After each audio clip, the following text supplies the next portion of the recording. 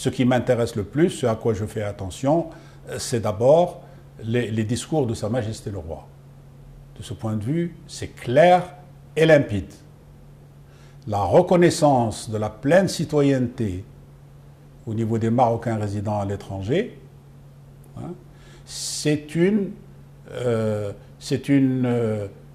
conviction intime, profonde de Sa Majesté. Et ça transparaît au niveau de plusieurs discours. Donc de ce point de vue, c'est clair. Donc pour moi, l'État, c'est le chef de l'État. L'État, c'est Sa Majesté. Voilà. Maintenant, qu'il y a d'autres instances, à un certain moment, on donne une interprétation, ou ceci ou cela, c'est une autre question. Mais je pense que de ce point de vue, maintenant, il y a d'un côté les discours qui sont très clairs, il y a la Constitution qui est également très claire, et au niveau de l'interprétation, évidemment, bon, on peut s'aider également de la conception et de l'orientation et de l'explicitation qui est donnée par Sa Majesté déjà depuis très longtemps, au niveau du discours royal du 6 novembre 2005, 2006, 2007, août 2012. Donc de ce point de vue, il s'agit d'aller de l'avant. Mais je pense qu'il y a, vous avez soulevé la question, moi je pense qu'à certains niveaux, alors que les choses ont évolué, alors que le tabou est tombé, j'allais dire au Maroc, avec les élections du 25 novembre, certains, et notamment les responsables du CCME, partent de l'idée qu'il y a la nécessité de craindre le résultat des urnes. Il y a la peur du vote barbu ou du vote voilé. C'est ça, à mon sens. Le point fondamental. C'est ça le point fondamental. Et on a l'impression que les responsables du CCME, cet élément-là, normalement on ne devrait pas s'adonner, parce que quand vous avez des responsables qui sont en même temps par ailleurs des acteurs connus, reconnus en matière de droits de l'homme, etc., bon, il peut y avoir qu'une conception ouverte, une conception démocratique. On a l'impression que cet élément-là, que cette obsession, que ça s'inscrit maintenant dans leur ADN. À mon avis, c'est ça. Donc, deux choses l'une. Ou bien on va toujours avoir... vous savez, il y a une contradiction. D'un côté, on met en avant l'existence de compétences. C'est vrai. Maintenant, heureusement, au niveau de la communauté marocaine à l'étranger, on a des compétences dans tous les domaines. Dans le domaine médiatique, dans le domaine politique, dans le domaine sportif, dans le domaine économique, etc. Bon. Et lorsqu'il s'agit, et donc c'est des gens ouverts sur leur environnement, démocrates, etc. Lorsqu'il s'agit d'appliquer un droit, eh bien en arrière-plan, on met des freins en disant « Ah, attention, de deux choses l'une ». Vous avez par ailleurs également maintenant les partis politiques qui ouvrent des permanences, qui essaient d'organiser les citoyens marocains à l'étranger pour que le contact soit maintenu, pour que le lien entre la communauté et la patrie d'origine soit maintenu. Et alors, on va continuer à dire encore une fois qu'il y a des problèmes techniques. Vous savez, la dernière fois, ça me rappelle l'intervention du chef du gouvernement, Ben Kiran, au niveau de la Chambre des députés. Et à mon avis, qui ne veut pas assumer ses responsabilités. Parce que lors de son intervention, d'abord il avait commencé par dire que le gouvernement est en train d'appliquer, ça nous demande du temps, est en train d'appliquer toutes les dispositions de la Constitution, et s'agissant des Marocains résidant à l'étranger, ben tout ça, ça va être intégré dans le plan législatif que l'on a commencé à être appliqué. Bon. lors du débat, lorsqu'il y a eu l'intervention de certains députés, et notamment d'une députée de son propre parti, pour le féliciter, pour lui rendre hommage en lui disant ben c'est bien, on prend acte du fait que vous avez dit, bon voilà, les Marocains résidant à l'étranger vont bénéficier de leurs droits de la citoyenneté au niveau de la participation. Ben, le chef du gouvernement l'a recadré. Et en disant, non, non, non, il ne faut pas comprendre ça, attention. Moi, j'ai jamais voulu dire, vous savez, la participation, elle a des problèmes, il y a des problèmes matériels, il y a des problèmes politiques, il n'a pas dit lesquels, et puis également, vous savez, dans ce domaine-là, il n'y a pas que le gouvernement, il y a l'institution monarchique. Pourquoi il évoque ici l'institution monarchique? Bien entendu, bon, la monarchie, dans le cadre constitutionnel, elle a un droit de regard sur l'ensemble en tant qu'arbitre et au niveau de l'équilibre général. Mais la Constitution, elle est claire, elle lui impose de prendre ses responsabilités, elle lui impose de préparer la loi sur le CCME, elle lui impose de préparer les conditions d'exercice de ce droit par les Marocains résidant à l'étranger. Pourquoi il se débine? Pourquoi il dit que ce n'est pas son problème? Et quels sont ces problèmes, disons, d'ordre matériel? S'il y a un problème d'ordre matériel, eh bien qu'on organise la chose. On essaie de voir d'abord quels sont ces problèmes-là.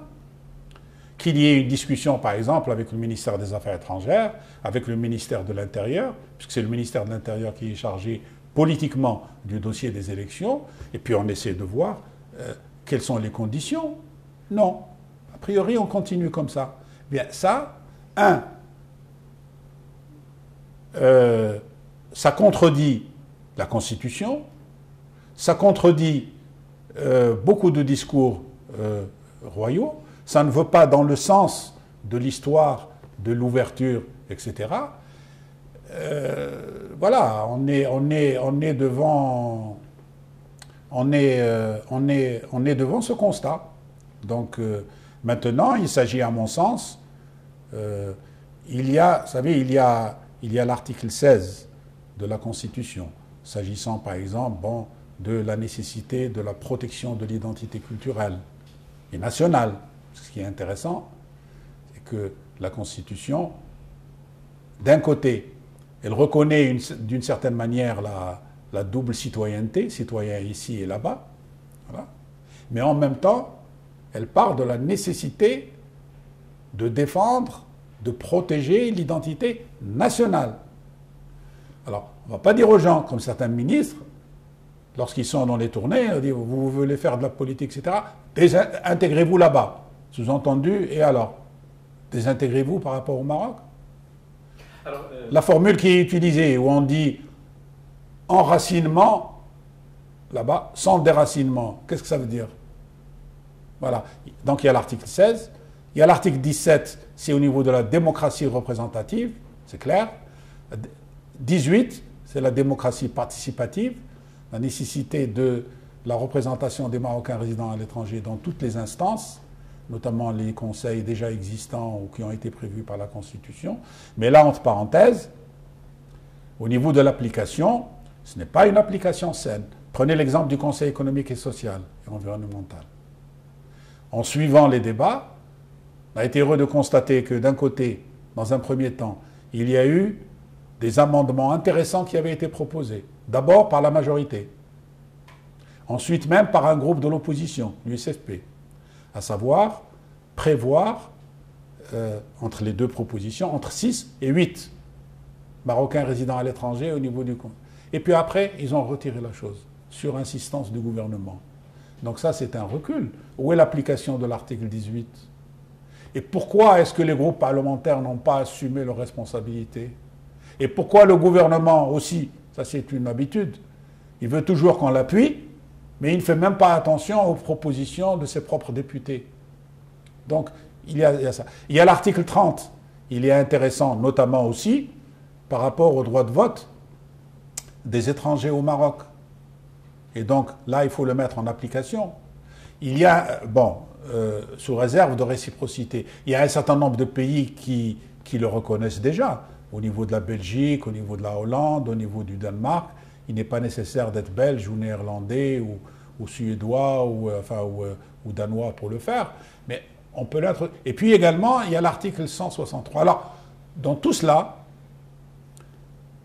pour opérationnaliser la chose, à mon sens, il serait souhaitable qu'il y ait un véritable dialogue national, que l'on se mette d'accord sur les grands axes, sur les grands objectifs, et puis où on se pose un certain nombre de questions de fond. Qu'est-ce que c'est qu'être marocain à l'étranger? Quel type de lien? Qu'est-ce que c'est que la binationalité? Etc., etc.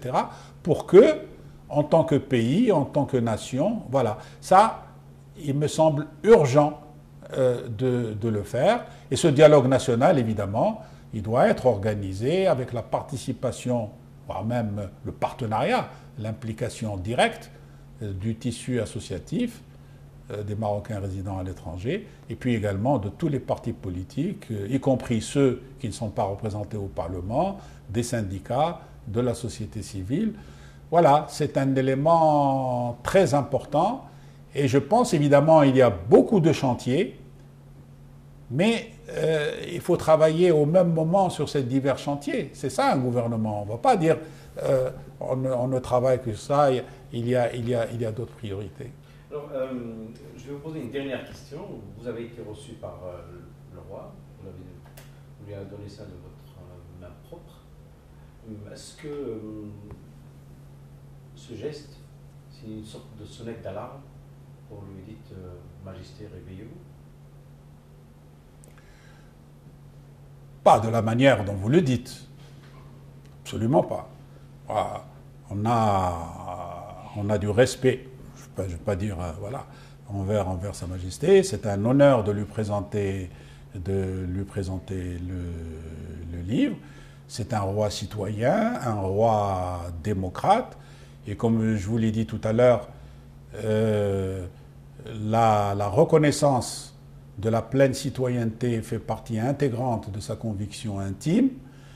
Et donc, ça ne peut que nous encourager à dire par écrit ou verbalement dans le peu de temps qui a été disponible, de dire un petit peu notre conviction.